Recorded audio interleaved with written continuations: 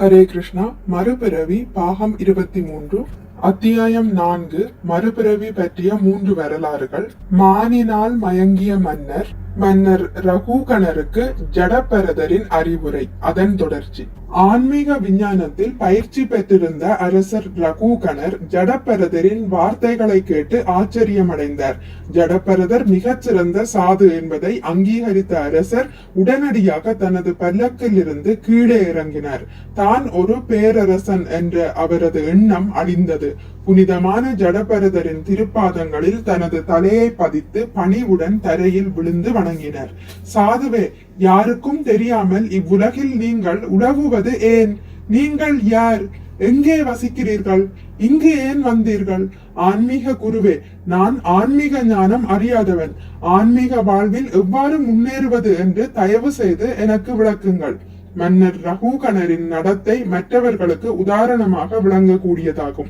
மன்னராக இருப்பவர் உட்பட ஒவ்வொருவரும் ஆன்மீக அறிவை பெறுவதற்காகவும் மறுபிறவிக்கான பக்குவமான செயல் திட்டத்தை உருவாக்குவதற்காகவும் ஆன்மீக குருவை அணுக வேண்டும் என்று வேதங்கள் கூறுகின்றன.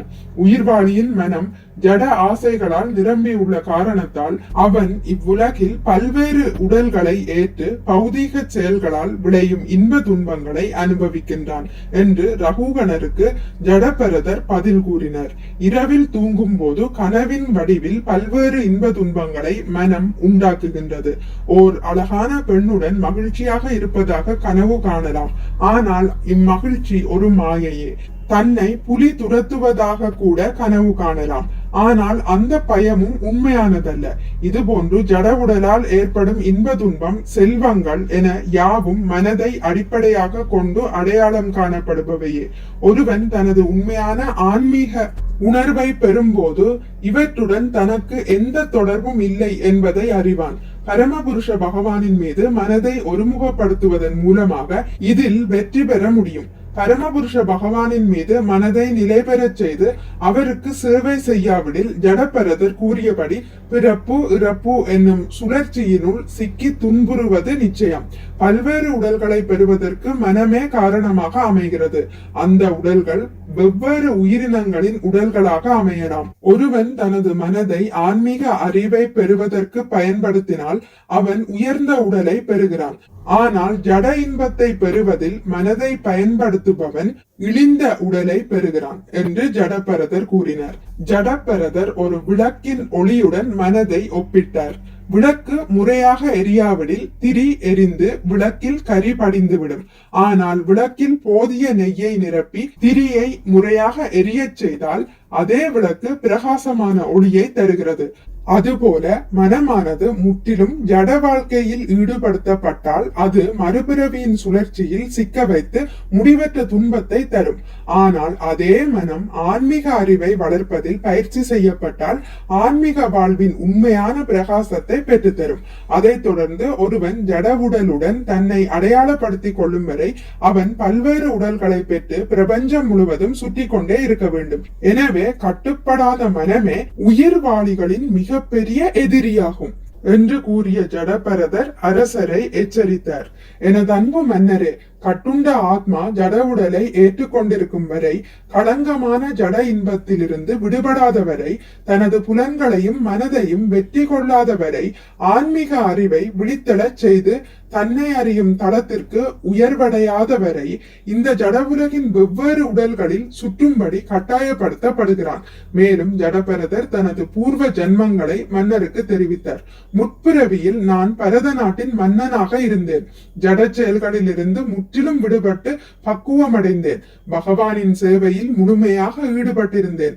ஆனால் ஆன்மீக கடமைகளை புறக்கணிக்கும் அளவிற்கு ஒரு மான்குட்டியிடம் பற்றுதல் கொண்டேன். மனதின் மீதான எனது கட்டுப்பாடு தளர்ந்தது. மரண தருவாயில் அந்த மானை தவிர வேறு எதையும் என்னால் நினைக்க முடியவில்லை. அதனால் அடுத்த பிறவியில் நான் ஒரு மானாக பிறக்க வேண்டி வந்தது. மறுபிறவியின் சுழற்சியிலிருந்து விடுதலை பெற விரும்புபவர்கள் தன்னுணர்வு பெற்ற பகவத் பக்தர்களின் சங்கத்தில் எப்போதும் ஈடுபட்டிருக்க வேண்டும் என்று தெரிவித்த ஜடபரதர் தனது உபதேசங்களை முடித்துக் கொண்டார். உயர்ந்த பக்தர்களுடன் சங்கம் வைப்பதன் மூலமாக மட்டுமே பக்குவமான அறிவை பெற முடியும். ஜட உலகின் மாய தொடர்புகளையும் துண்டிக்க முடியும். பகவத் பக்தர்களின் சங்கத்தை பெறும் வாய்ப்பு ஒருவனுக்கு கிடைக்காவிடில் ஆன்மீக வாழ்வின் ஆரம்ப விஷயங்களை கூட அவனால் அறிந்து கொள்ள முடியாது. உயர்ந்த பக்தர்களின் கருணையை பெற்றவனுக்கு மட்டுமே பரம்பொருள் வெளிப்படுத்தப்படும். தூய பக்தர்களின் சங்கத்தில் அரசியல், சமூகவியல் போன்ற விஷயங்களுக்கு இடமே இல்லை.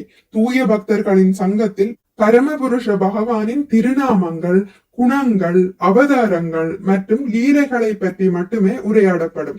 மறந்து போன ஆன்மீக உணர்வை புதுப்பித்துக் கொள்ளவும், மறுபிறவி எனும் சுழற்சியை முடிவிற்கு கொண்டு வருவதற்கும், ஆன்மீக உலகில் உள்ள நித்தியமான வாழ்க்கைக்கு திரும்பி செல்வதற்கும் இது ஒன்றே சுலபமான வழியும் இரகசியமான வழியும் ஆகும்.